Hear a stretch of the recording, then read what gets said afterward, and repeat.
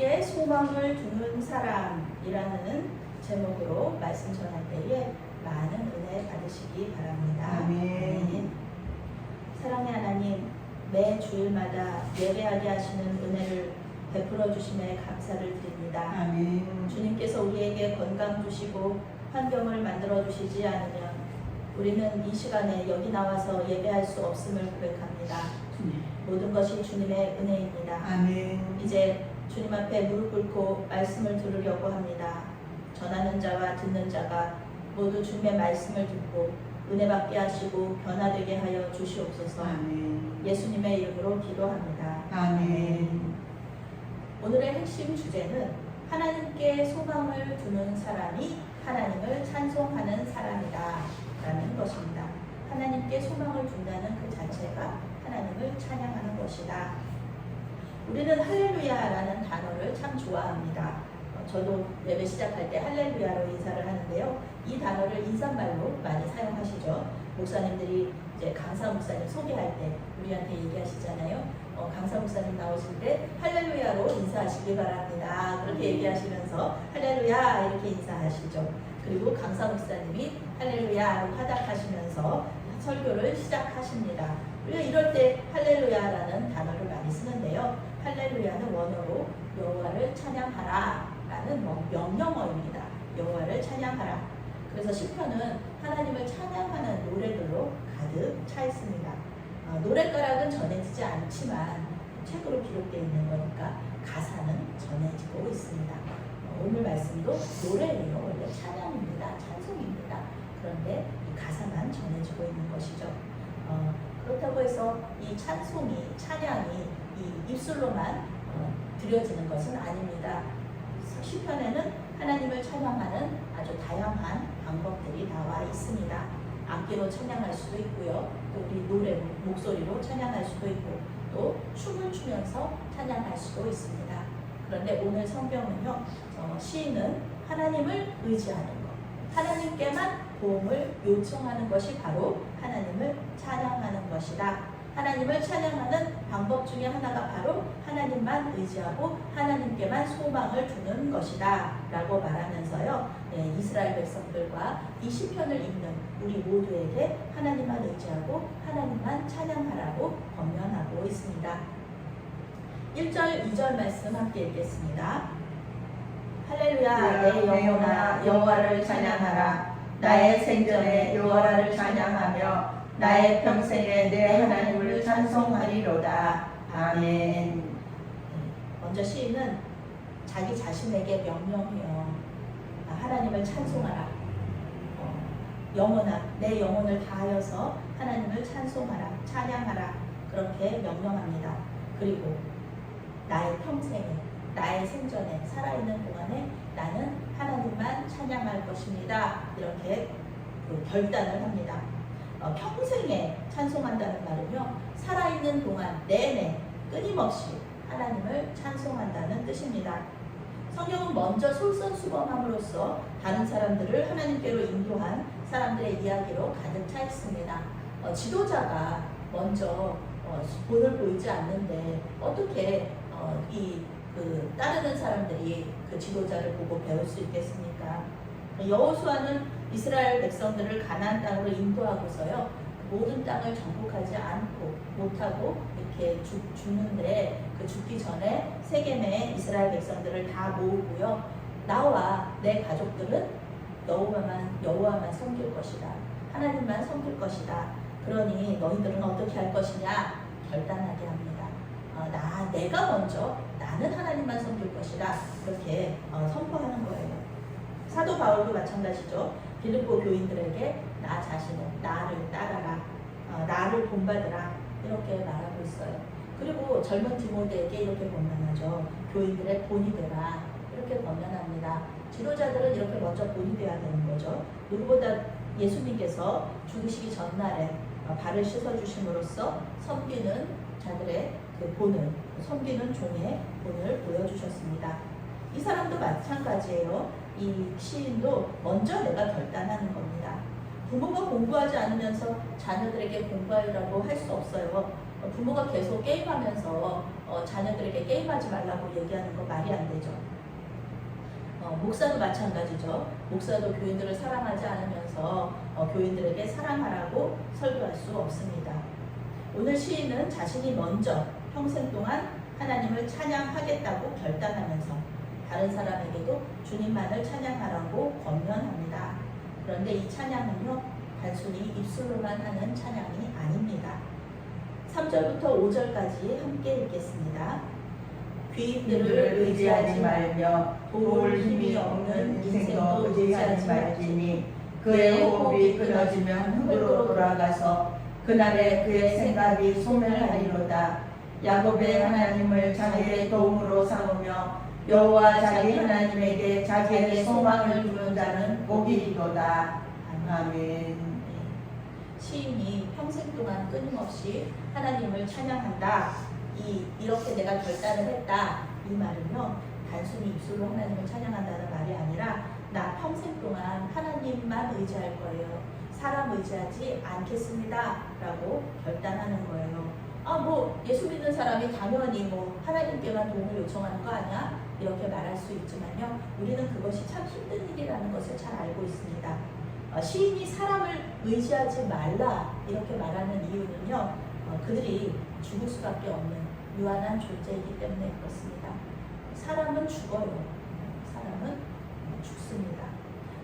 그러면 아무리 대단한 사람이라도요, 그 죽으면은 그 사람의 머릿속에 있던 계획들이요 다 사라져 버립니다. 인간의 역사를 이렇게 돌아보면요, 우리 기독교 역사뿐만 아니라 아주 훌륭한 지도자들이 되게 많았어요. 그래서 귀인들이잖아요. 귀인들은 놀라운 지도자들이죠. 훌륭한 위대한 사람들이죠. 이스라엘 백성들이 아주 사랑하는 다윗왕도 죽었습니다. 그리고 세상 천지에 과거에도 미래에도 이 사람만큼 지혜로운 사람이 없었다라고 얘기하는 솔로몬 왕도 죽었습니다. 우리나라 국민들이 가장 사랑하고 존경하는 왕이 있잖아요. 세종대왕이죠. 그분도 죽으셨고요. 그리고 또 우리나라 사람들이 아주 존경하는 사람 중에 한 명, 세종대왕에 필적하는 분 이순신 장군입니다. 그분도 죽었습니다. 이 지도자들의 머릿속에 이 나라, 이스라엘 나라, 그리고 조선을 위한 계획들이 얼마나 많았을까요?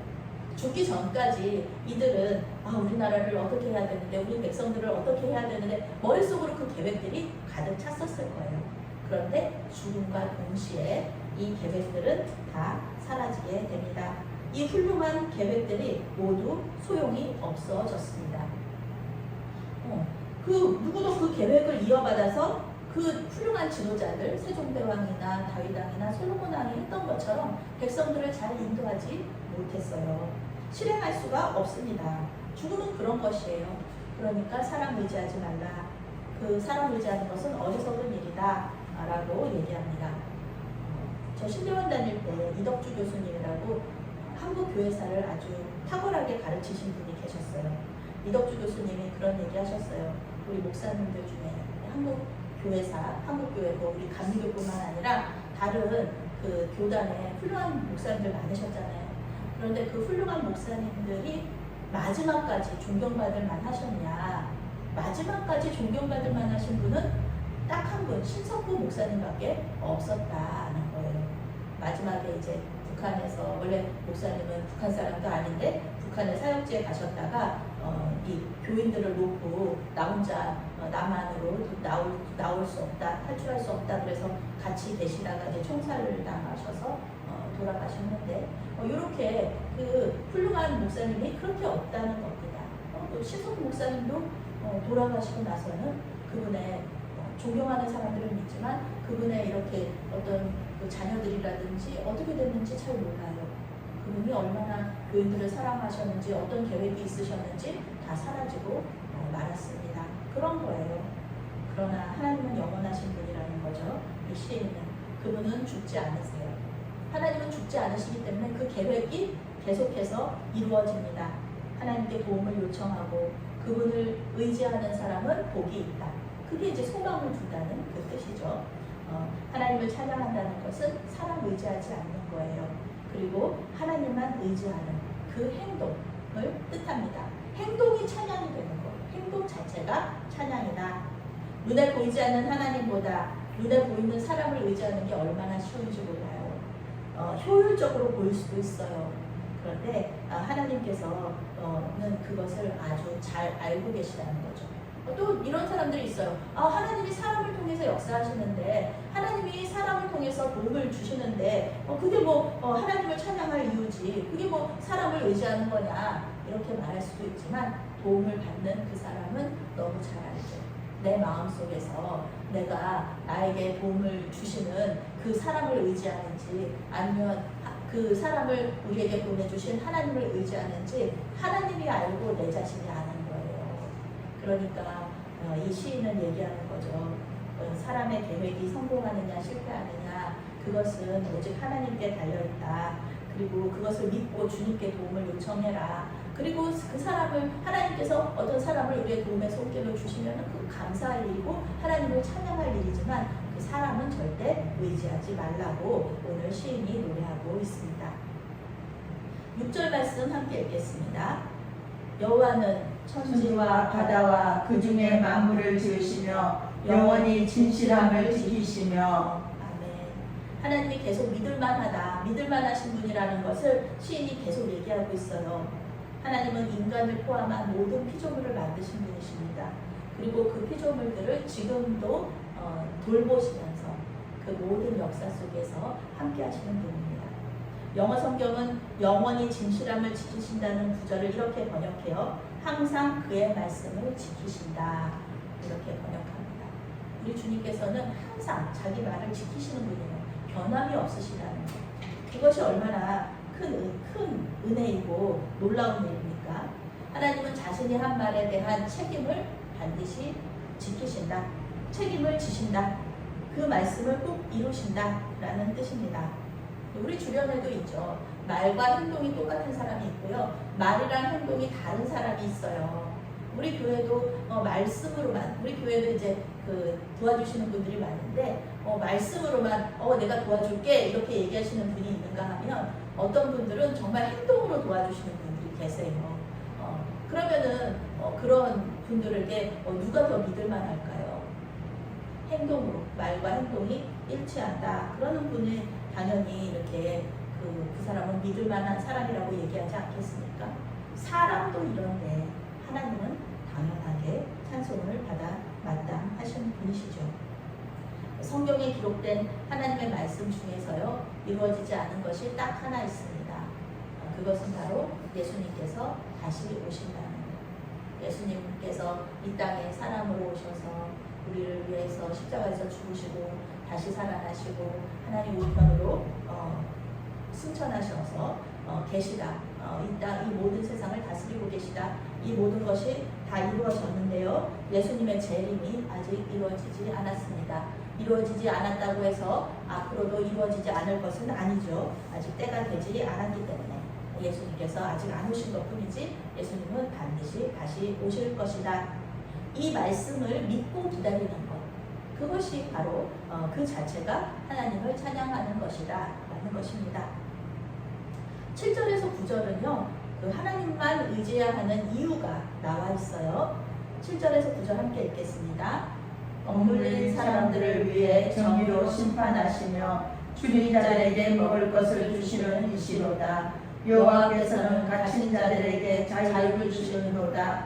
여호와께서 맹인들의 눈을 여시며 여호와께서 비굴한 자들을 일으키시며 여호와께서 의인들을 사랑하시며 여호와께서 나그네들을 돌보하시며 고아와 가부를 붙드시고 아기들의 길은 굳게 하시는도다. 아멘. 네, 이 말씀은 7절에서 9절 말씀은 예수님께서 하신 일들이시죠. 이 땅에 예수님이 오셔서 하신 일들이 바로 이런 일들이었습니다. 메시아가 오시면 이런 일들이 일어날 것이다. 이 말씀이 이루어졌죠. 예수님이 오심으로써 2000년 전에 이루어졌습니다. 시인은 이제 자기 자신만이 아니라 이스라엘 공동체에게 하나님을 찬양하라고 명령하면서 왜 하나님을 찬양해야 되는지를, 그 이유를 노래하고 있습니다. 앞으로 일어날 일이에요. 우리는 알죠. 이 일이 이미 이루어졌다는 거. 그래서 찬양은 그 예언자적인 그런 성격을 가지고 있습니다. 미래에 일어날 일을 지금 현재에 선포하는 거예요. 찬양으로 선포하는 것입니다. 오늘 시편 누가 썼는지 몰라요. 언제 썼는지, 또 왜 썼는지 기록되어 있지 않습니다. 시편 읽어보면 뭐 다윗의 시, 뭐 다윗이 누구를 피하여서 뭐 사울왕을 피하여서 뭐 어디 광야에 있었을 때 기록한 시 이렇게 나와 있는데요. 오늘 시에는 그런 제목이 없습니다. 아무 기록이 없어요. 뭐 물론 이제 어떤 번역본에는 번역본에 따라서 이제 다른데 번역본에는 유다 백성들이 바벨론 포로 생활에서 돌아와서 고향으로 돌아왔을 때 학개와 스가랴가 기록한 시 만든 노래라는 기록이 있기도 해요. 그렇지만 정확하지는 않습니다.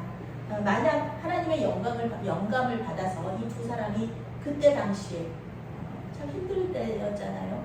고향으로 돌아와서 아무것도 없는 그곳에 이제 새로 성전 짓고 성벽 짓고 이렇게 살 곳을 이렇게 마련할 때 만약에 이 찬양을 기록했다고 한다면 이때 이스라엘 공동체가 어려움 속에 있었고 그 어려움을 이렇게 하나님에 대한 믿음과 기대로 이겨내면서 이 찬송을 불렀을 것이다 라는 것을 우리가 알 수가 있습니다. 억압받는 사람들, 배고픈 사람들, 갇힌 사람들, 맹인, 낙심한 사람들, 나그네, 고아, 과부 이런 사람은요 이때 당시에 지금도 물론 이들이 살기 힘들지만 예수님 당시에 또 특히 이 시편이 기록된 당시에는 혼자서 살 수 없는 사람들이에요. 누구의 도움이 없으면은 살아갈 수가 없는 사람들. 그런데 하나님께서 이들에게 이런 복음을 이들의 도움을 주신다는 거죠. 이들을 사랑하시고 돌보신다는 겁니다. 하나님께서 이들을 만드셨기 때문에 도우실 것이며 성경 말씀을 통해서 이들을 돕겠다고 말씀하셨기 때문에 하나님께서는 반드시 이 말씀대로 이들의 모든 필요를 채워주실 것이라고 노래하고 있는 것입니다. 절망적인 상황 속에서 누구를 의지할 것인가? 누구에게 도움을 요청할 것인가? 사람에게 의지하지 말고 하나님께만 도움을 요청하라 이렇게 권면하는 것입니다. 하나님께 소망을 두는 것이 하나님을 찬양하는 것이다. 가난한 사람에게는 정의를 주시고 배고픈 사람에게는 음식을 주시고 갇힌 자를 자유롭게 하시고 눈먼 자를 고치시고 넘어진 자를 붙들어서 이렇게 세워주시는 분이 바로 하나님이시다. 이 일들 전부 다 하나님, 예수님과 또 예수님의 제자들이 이 일들을 모두 했습니다. 우리도 이 일에 동참하고 있죠. 하나님의 일을 우리도 하고 있는 것입니다. 이 불쌍한 사람들이 필요로 하는 것이 무엇인지 아시는 거예요. 가난한 사람들에게 우리는 생각해요. 가난한 사람들은 돈이 필요하지 그렇게 생각하는데 아니에요. 하나님이 말씀하시는 가난한 사람들에게 필요한 것은 공평과 정의입니다. 가난한 사람들이 재판에서 불이익을 당하지 않는 것, 그것이 하나님께서는 그들에게 필요한 것은 그것이라고 말씀하시는 거예요. 그 모든 필요를 하나님께서는 다 알고 계세요. 우리가 생각하지도 못하는 필요들을 하나님께서는 알고 계세요. 그래서 우리가 생각지도 못하는 거를 이렇게 우리에게 주실 때가 있잖아요. 나 이거 필요한지는 몰랐는데 하나님께서 주실 때가 있거든요. 그럴 때는 정말 하나님 나를 지켜보고 계시는구나, 나와 함께하고 계시는구나, 내가 구하지 않은 것까지도 주시는구나, 이렇게 우리가 은혜를 또 하나님을 찬양하는 것입니다. 어떻게 우리가 찬양을 하지 않을 수가 있겠습니까? 이런 좋으신 하나님을 당연히 우리는 찬양할 수밖에 없는 것입니다. 그래서 영어 성경은요, 하나님은 착한 사람을 사랑하신다고 이렇게 기록하고 있어요. 착한 사람, 나그네를 돌보시고 고아와 과부의 권리를 지켜주시고 악한 자는 멸망시키신다. 악한 자는 멸망시키신다 이렇게 번역하고 있는데요. 악한 자의 길을 굳게 하신다 그런 뜻은요, 악한 자의 계획이 악한 자의 계획대로 되지 않도록 하나님께서 막으신다 그런 뜻이에요. 모든 사람이 계획할지라도 이루시는 분은 하나님이시잖아요.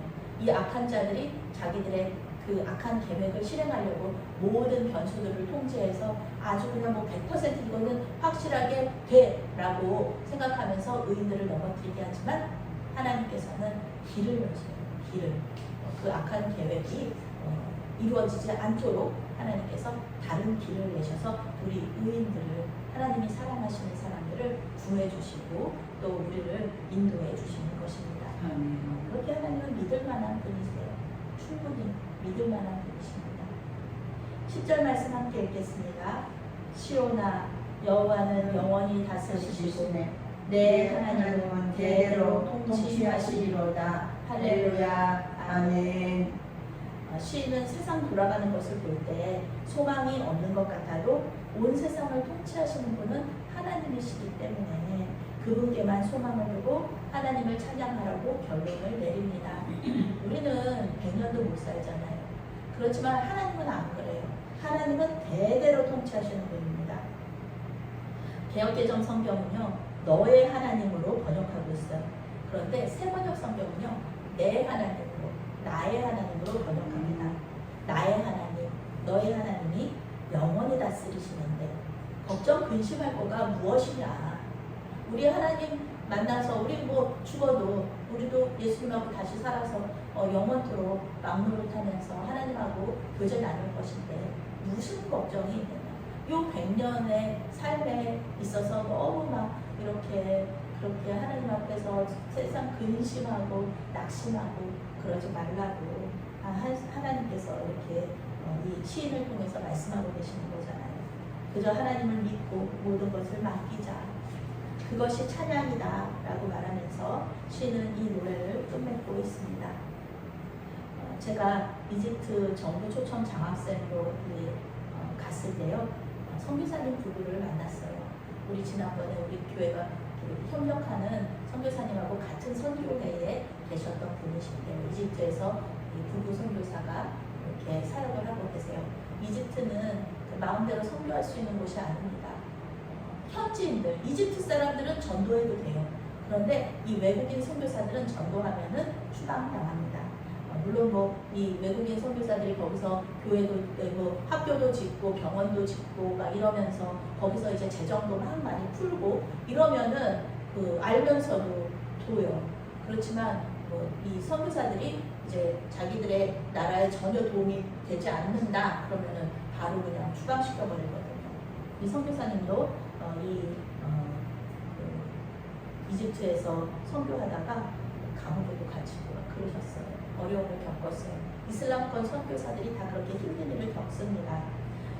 그런데 이 두 분은 모두 서울에 있는 명문대를 졸업하셨어요. 그리고 크리스찬 대기업에서 근무를 하시다가 이렇게 선교지를 나가신 거예요.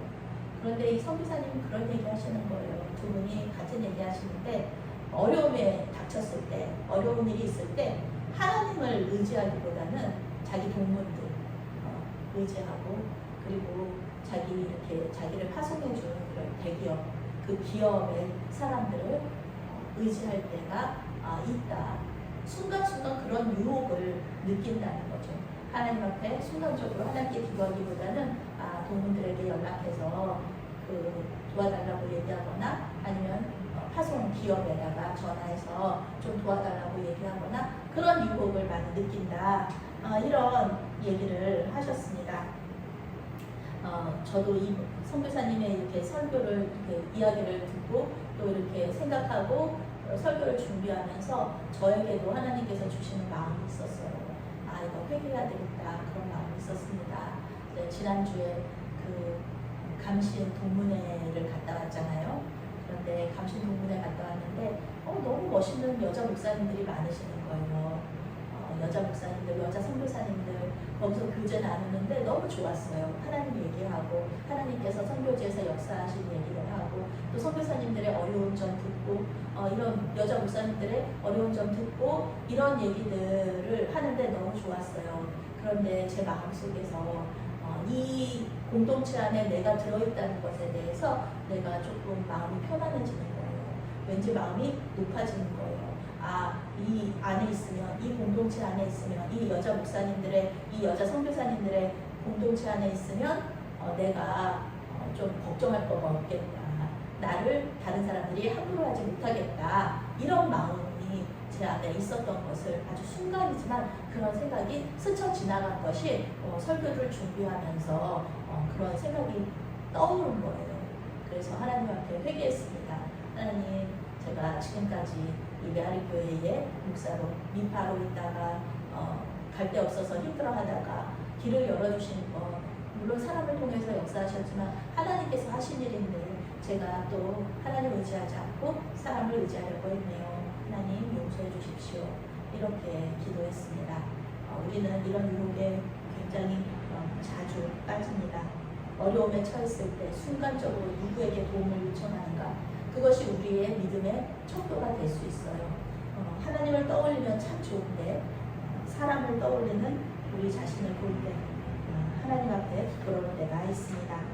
오늘 시인은 인생의 이러한 어려운 순간에 하나님을 떠올려라.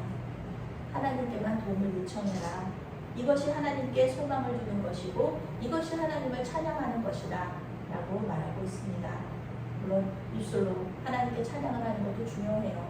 찬양이 살아있는 교회가 또 이렇게 아름다운 교회인 것도 맞는 말이에요. 그런데 오늘 성경은 하나님을 의지하는 것이 찬송이다 라고 말하고 있습니다. 주님은 우리가 믿을 만한 분입니다. 주님은 우리가 믿을 만한 분입니다. 사람은 우리를 도울 수 없어도 하나님은 어떤 일이든지 우리를 도우실 수 있습니다. 길이 없으면 길을 내시는 분이 하나님이세요.